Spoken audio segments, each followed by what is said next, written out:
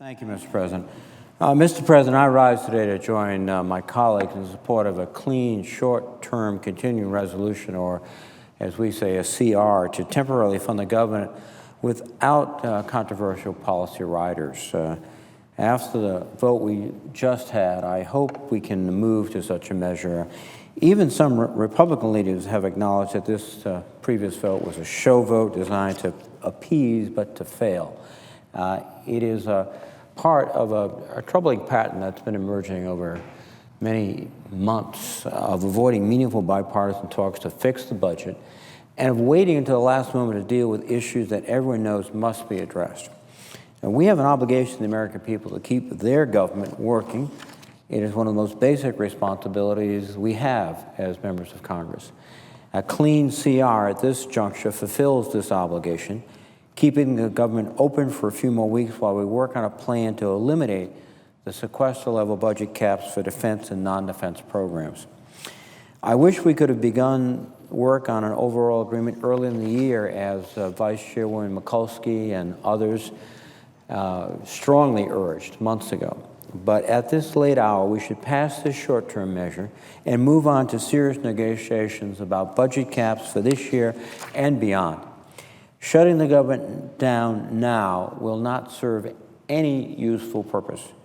What a shutdown will do is waste taxpayers' money and hurt the economy. Indeed, the 2-week Republican government shutdown in 2013 cost our economy billions of dollars.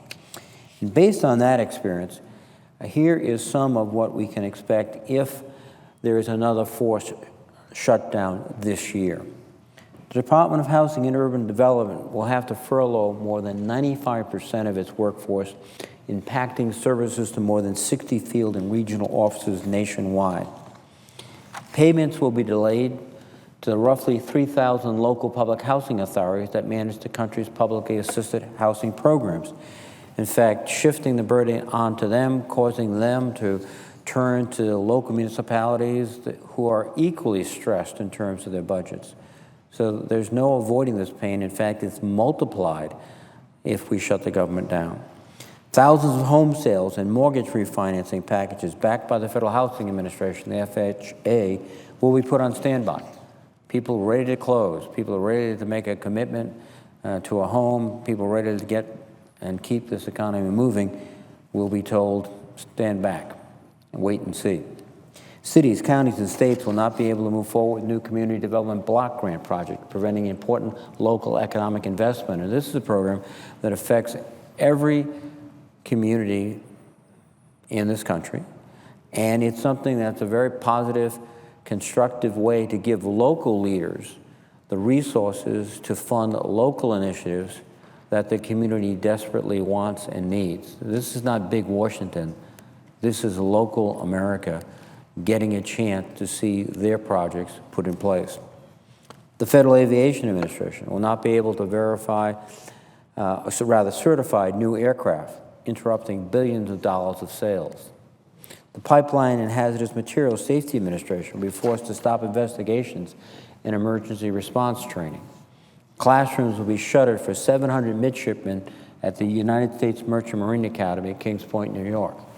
And these are young men and women who are committing themselves to serve the nation either directly in the armed forces of the United States or as members of our merchant fleet.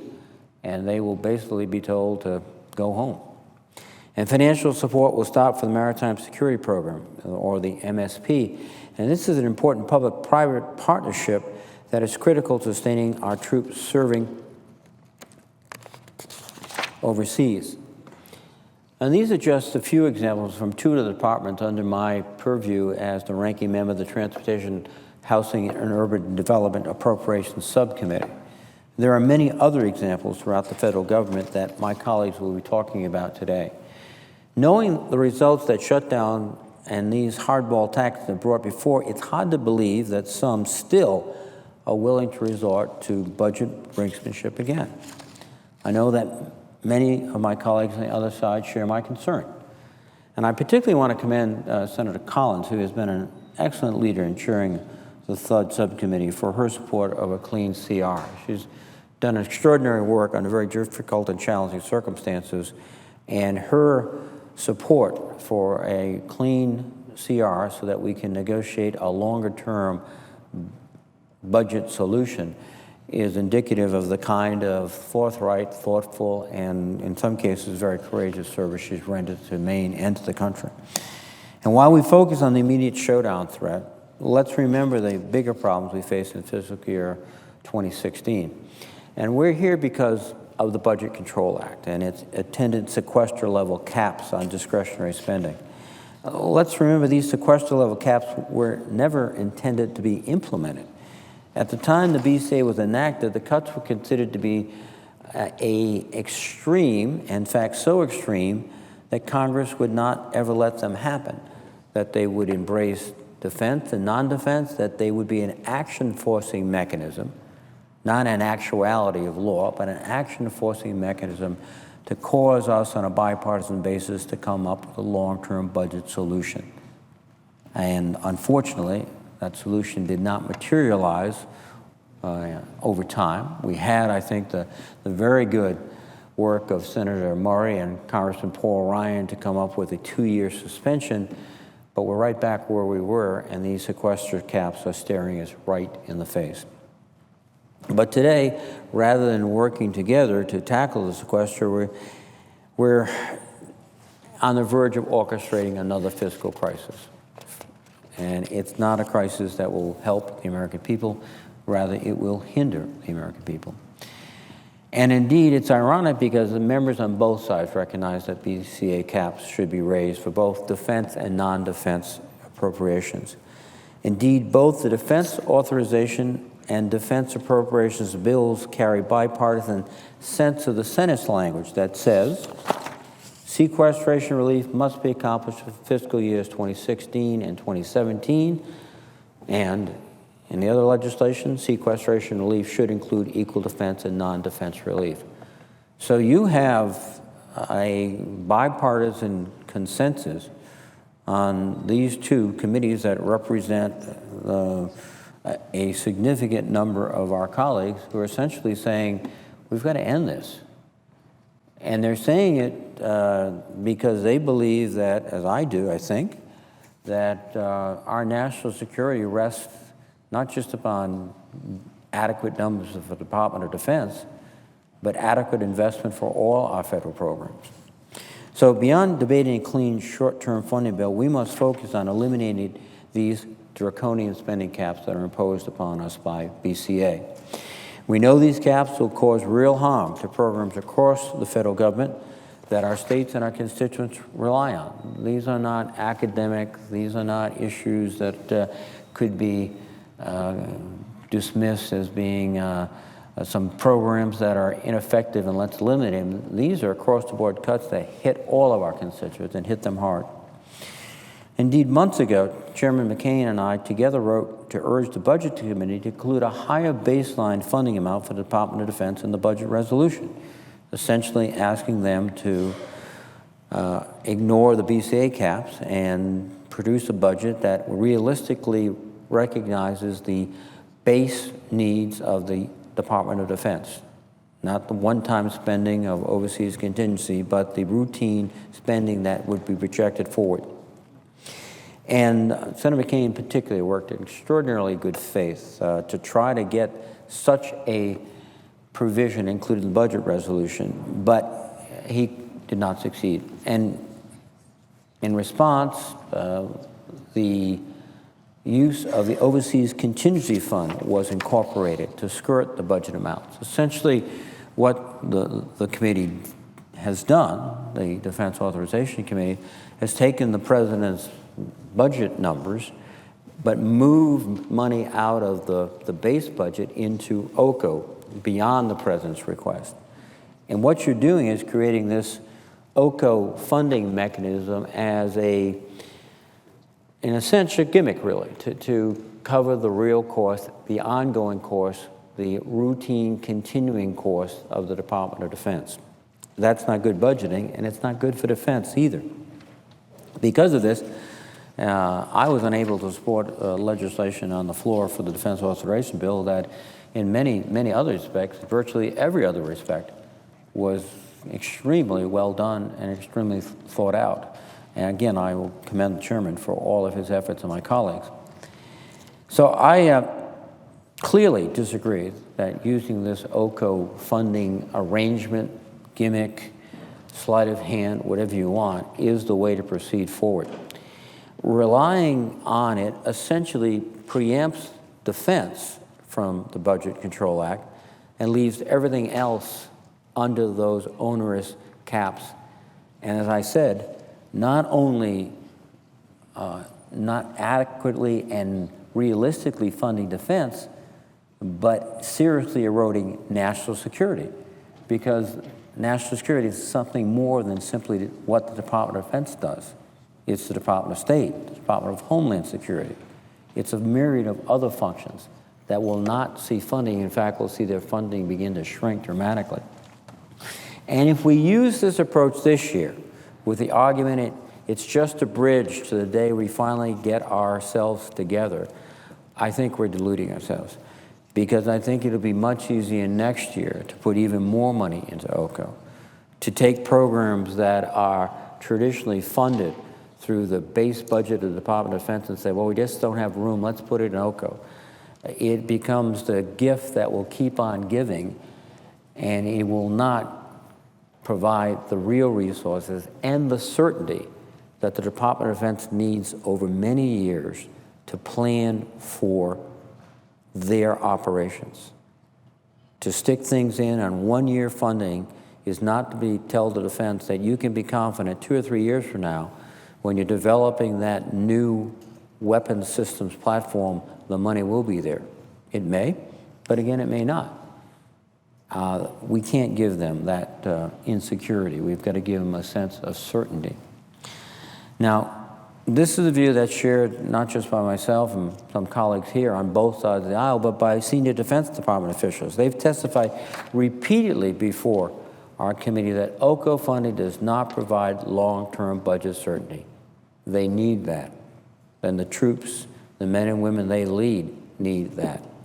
In fact, it really just allows DOD to plan for 1 year, and there's very few programs in the Department of Defense that are one-year programs. A major weapons system is a multi-year development and then production process. Strategy is not year by year. It's over several years at least. And so this is not an efficient and effective way to run the organization. Proper budgeting planning in the Department of Defense at least requires 5 years. That's the standard measure, the 5-year program forecast, budget forecast. And we're telling them, well, this year you could have a bonanza of OCO funds. Next year could be more, could be less, could be much less. It's not the way to efficiently allocate resources for national security and to efficiently develop a strategy to counteract an increasing array of threats across the globe in many, many different dimensions and many different regions. If we go down this path, it will lead to instability for our troops and our families, for our defense industrial base, and again, I think they deserve certainty, not a year-to-year, perhaps, maybe, perhaps approach. And we also need to recognize, as I've repeated before, that national security is not just the Department of Defense. Other agencies are critical: the Department of State, Department of Homeland Security, the Department of Justice, Department of Treasury, who does all of the terrorist financing sanctions, who has to trace funds flowing around the world to ensure that they do not aid and assist terrorist activity or other malign activities. They need resources too. But taking this approach as it stands now of using this OCO approach for defense and then letting everything else stay under BCA will not give these agencies the resources they need. I was struck a few days ago, General Petraeus was there testifying, and one of the critical areas of effort against ISIL is information warfare. They have proven to be extraordinarily adept at using social media, at communicating through the internet. And one of the questions of my colleague was very thoughtful and fundamental. Well, is the State Department doing enough to counteract, as one of our major foreign policy organizations, this information campaign by ISIL? And the general sort of chuckled a bit, and then he said, well, let me tell you, when I was commanding on active service, the State Department had to come to me and essentially borrow $1 million from CENTCOM funds so they could get in the ball game, to just get in the game in terms of information warfare, counteracting measures, public campaigns of information in countries throughout the globe, particularly the Middle East. And that will be much, much worse if we proceed down this path. And we will not be enhancing our national security. If the ISIL message is unanswered, if they're able to attract adherents from around the globe because all they can really hear is this grotesque discussion of ISIL and what they propose, and there's no counter-arguments, there's no countervailing points, we lose that information warfare. And that's not just a DoD function. Now, we have to make these investments in both defense and non-defense. But as I said before, if we stick with these BCA caps, our non-DoD programs will suffer. And in addition to that, the needs of the American people will suffer. We'll not be able to invest in adequate transportation and water infrastructure. We won't be able to do things that provide adequate and decent housing for our citizens. And under the budget caps, we'll lose jobs too. When the resources diminish, the need for workers diminish. And that's going to happen. Now, we have a situation particularly where some of our most vulnerable Americans would suffer grievously. And just a few examples again. The elderly housing program has been cut in half since 2010, even when we know that the United States population is aging faster. Every member of this Senate has numerous elderly housing programs in their state. Their citizens rely on it, and I would suspect they take some pride in the fact that there is adequate housing, in some cases not enough adequate housing, but at least some adequate housing there. They'll suffer. For 7.7 million very low-income renters in the United States, and that means they pay more than 50% of their incomes in rent or live in substandard housing, or both. They're living in substandard housing and paying half of their monthly income for rent. If these budget caps go in effect, then the HUD bill will not include meaningful funding for the affordable housing production programs available to local governments. This trend, which is disturbing, will not only continue, it will accelerate. And when we turn away from the rental assistance programs, which we have for many, many families, many of them are seniors, some are disabled citizens who qualify. If we look at public housing, where again you have a significant populations of both seniors and disabled Americans, they are facing more than $3 billion in capital needs just to keep them repaired, just to make them places that are decent to live in, something that people can have appropriate hallway lighting, can have elevators that work, can have plumbing systems that are adequate, the basics. This is not building whirlpools and spas and jacuzzis. This is just keeping basic requirements of maintenance and capital repairs. Those $3 billion in capital needs for more than 1 million of these households and public facilities will leave us, if the budget caps are in effect, with the same level we had in 1980. That is going back about 30 years. 30 years ago, relatively speaking, we would be spending as much, if not more, on simply maintaining our public housing. And these are real-world consequences. Again, if BCA comes in terms of the impact on domestic programs, funding for public transit continues to fall, even while transit ridership goes up. One of the success stories the last few years is our public transit systems, our buses, our subway systems, our light rail systems have been enjoying increased ridership. And that's good for people to get to work. It's good for our environment because of displacing the use of individual automobiles. It's good for so many things, but as the ridership goes up and the resources go down, we're going to see a system that gets less and less dependable, reliable, and effective. And you're going to lose not only those riders, but you're going to see incidences we've seen across the country where you have significant safety concerns. You have significant disruptions. It's not uncommon over the last several months here in Washington to hear on the radio that a whole subway line has gone down because of a maintenance problem or something else, and that day's workforce doesn't get to the office for 3 or 4 or 5 hours. And guess what? That cost a lot of private employers a great deal of money because the people aren't doing the work and they would properly be paid. So essentially, this impacts our economy, and it's multiplied, and it'll be exponentially multiplied if we start cutting away the money as suggested in the BCA, the Budget Control Act.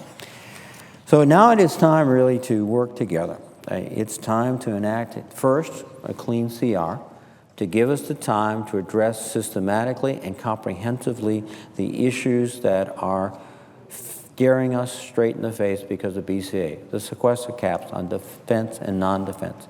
It's time to be able to move, as I believe the vast majority of my colleagues want to, the excess OCO funding back into the regular budget of the Department of Defense as we raise their budget cap. And as we raise the budget cap for the Department of Defense, to recognize we have to raise the cap for not only other national security agencies to protect our country, but also for other agencies in order to invest in our economy, keep us productive, keep people employed, and also keep faith with thousands and thousands of Americans who have worked hard, but now they need the benefits of public housing. They are seniors and need rental assistance. They need the support of a good transit system to get to work, or if they're a senior citizen, to get to a doctor's appointment. And they're counting on us. So I hope all of my colleagues can come together, forge such an agreement, avoid a shutdown, and then do something more than just keep the lights on, invest across the board in our people, and watch those investments multiply to a productive, successful economy and a more secure America. With that, Mr. President, I would yield the floor, and I would note the absence of a quorum.